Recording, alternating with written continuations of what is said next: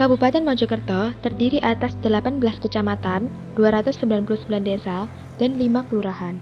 Secara administratif, Kabupaten Mojokerto masuk wilayah kerja Badan Koordinasi Wilayah Pemerintahan dan Pembangunan Bojonegoro. Sedangkan secara spasial, tata ruang Jawa Timur masuk dalam kawasan pengembangan Gerbang Kertosusila. Berdasarkan struktur tanahnya, wilayah Kabupaten Mojokerto cenderung cekung di tengah-tengah dan tinggi di bagian selatan dan utara. Bagian selatan merupakan wilayah pegunungan dengan kondisi tanah yang subur, yaitu meliputi Kecamatan Trawas, Pacet, Gondang, dan Jatirejo. Bagian tengah merupakan wilayah dataran sedang, sedangkan bagian utara merupakan daerah perbukitan kapur yang cenderung kurang subur.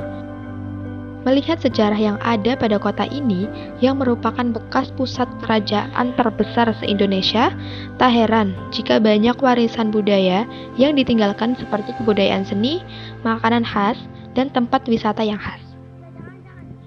Desa Lebak Jabung merupakan salah satu dari 18 desa yang secara administratif berada di wilayah Kecamatan Jatirejo, Kabupaten Mojokerto. Luas wilayah Desa Lebak Jabung adalah 190,382 hektar yang terdiri dari luas pemukiman 38,240 hektar atau 20% dan luas sawah, tegalan, dan fasilitas seluas 152,142 hektar atau 80%. Desa Lebak Jabung berbatasan dengan Desa Jatirejo di bagian utara, Desa Sumberjati di bagian timur, kawasan hutan Malang di bagian selatan, dan kawasan hutan Jombang di bagian barat. Desa Lebak Jabung memiliki 2 dusun, yaitu Dusun Lebak dan Dusun Jabung. Masing-masing dusun memiliki 2 RW. Dusun Lebak memiliki 7 RT, sedangkan Dusun Jabung memiliki 6 RT. Sekitar tahun 2005, Lebak Jabung dijadikan tempat untuk para pencari tambang, serta mengajak warga sekitar untuk ikut andil dalam pencarian tambang.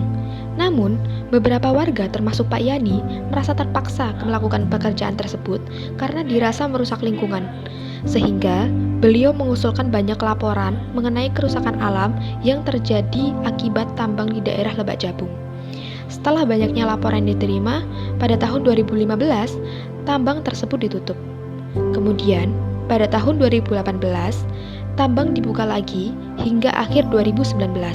CV Sumberjeki menambang lahan galian golongan C berupa tanah dan pasir, yang membuat infrastruktur irigasi pertanian rusak. Pada 26 Januari 2020, sebagai upaya menuntut penutupan tambang, Pak Yani dan 2 rekannya melakukan aksi jalan kaki dari Mojokerto ke Jakarta untuk menemui Presiden Jokowi. Tambang bisa khususnya di Selomalang ya, itu di Desa Lebak Jabung ini dimulai tahun 2002 dimulai tambang, 2004 tanah banjir di Suto, terus tahun 2020 saya lakukan aksi demo kelestarian negara itu yang si jauh kaki dari Mojokerto. Di tahun 2020 itulah kami sudah mulai penutupan.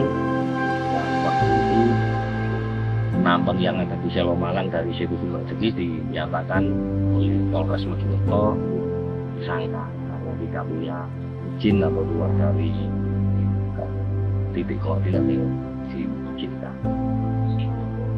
Setelah tahun 2021 mulailah kami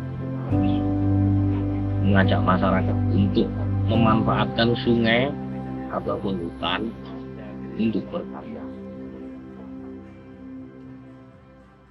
Sambutan dari saya. Lembaga Masyarakat Desa Hutan atau LMDH yang diketuai oleh Pak Yani menginisiasi kegiatan penanaman pohon yang berlokasi di sekitaran petilasan Gajah Mada.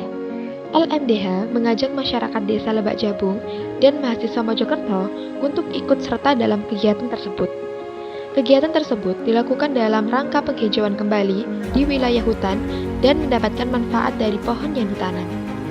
Kegiatan yang dilaksanakan juga menambah ilmu bagi para mahasiswa agar lebih peduli terhadap lingkungan sekitar. dan diadakannya tanam bersama dan diskusi mengenai lingkungan menjadikan warga dan mahasiswa lebih dekat, serta menyelaraskan pemikiran untuk peduli terhadap alam. Kebetulan kami masyarakat Desa Hutan ini sudah digunakan oleh Ibu Gubernur Jawa Timur, juga Ibu Bupati Mojokerto selaku pelestari fungsi lingkungan hidup. Sehingga dari tugas dan amanah itulah kami menginisiasi masyarakat untuk mereboisasi hutan yang sudah gundul.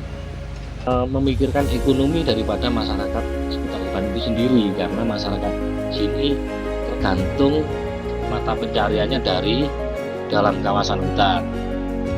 Sehingga kami ingin menghutankan salah satunya bibit kaliandra, jambu mente, juga alpukat.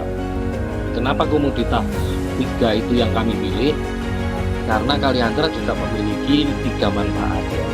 Yang pertama, daun mengandung protein yang bagus untuk menurunkan berat, juga sebagai pupuk humus, kan juga bisa menyuntik nitrogen ke dalam tanah.